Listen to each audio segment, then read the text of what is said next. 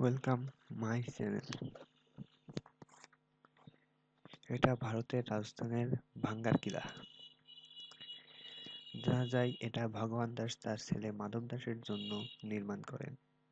মাধব দাসের একটি কন্যা ছিলেন, কন্যার নাম রাজকুমারী রত্নাবতী। রাজকুমারী রত্নাবতী খুবই সুন্দর ছিলেন। তিনি একদিন পাশের একটি বাজারে আতর কিনতে যান। আতর কিনতে গেলে সিন্ধিয়া নামক এক তান্ত্রিকের নজর তার উপর পড়ে এবং তাকে পাওয়ার জন্য তান্ত্রিক সেই আতরের উপর কালো জাদু করেন। এবার রাজকুমারী রত্নাবতী এই সম্পর্কে জানতে পারলে তিনি শিশিটি প্রাসাদের বাইরে ফেলে দেন।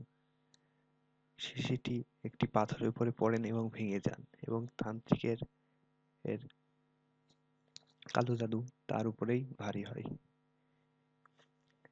পাথরের চাপায় যখন তান্ত্রিক মৃত্যুবরণ করতে থাকেন তখন তিনি সকলের উপরে একটি অভিশাপ আরোপ করেন যে সকলে মারা যাবে। এরপর কিছুদিনের মধ্যেই এখানকার সকলে মারা যান। এরপর থেকেই এটা ভৌতিক স্থান নামে পরিচিত। Thanks watching this video.